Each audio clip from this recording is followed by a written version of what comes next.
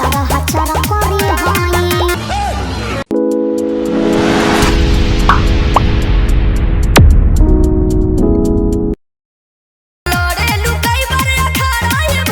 अखाड़ा लड़ेली ई भौजी का हमको नहीं पता। हमारा तो नइखे लागत भाई लोग इनका के देख के कि ई फील्ड वाला अखाड़ा लड़त होयन। अच्छा हाँ ई हो सकेला कि फील्ड वाला अखाड़ा के बात ना ई सेज वाला अखाड़ा के बात करत होई।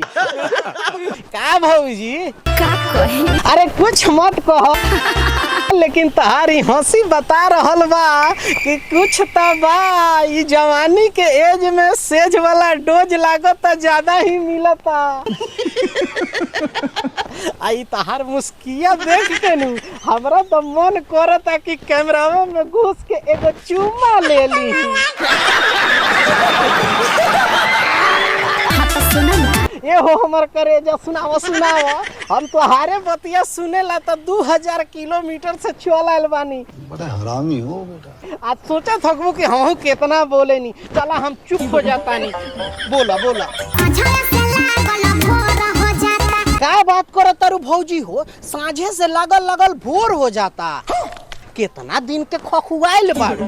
अरे इतना देर में तो पूरा बिछौना पानी पानी हो जाए के चाहिए। रुको जरा। पार न होता नैया अरे जाना तारू भौजी ई तारा भातरा के ढिबरी के तेल नु जवानी में सेल हो गईल होई। खत्म।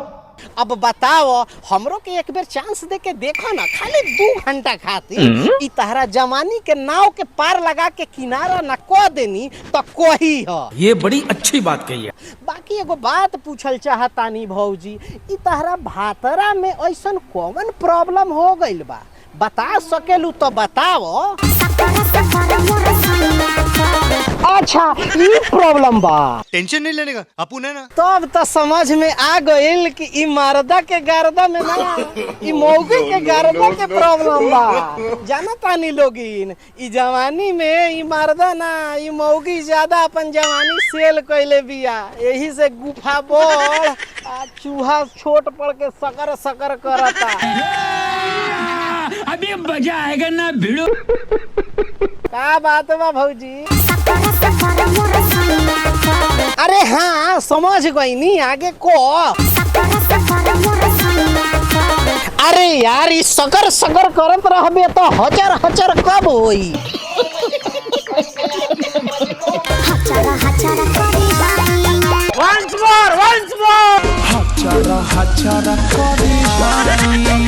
हाँ अब आइले ना सही पॉइंट पर ई हचर हचर। अरे सुना ना भौजी एक बेर हमरो के ई सकर सकर हचर हचर करे के मौका दो ना। ई 5 मिनट में पचर पचर ना करे लागल तो कही ह।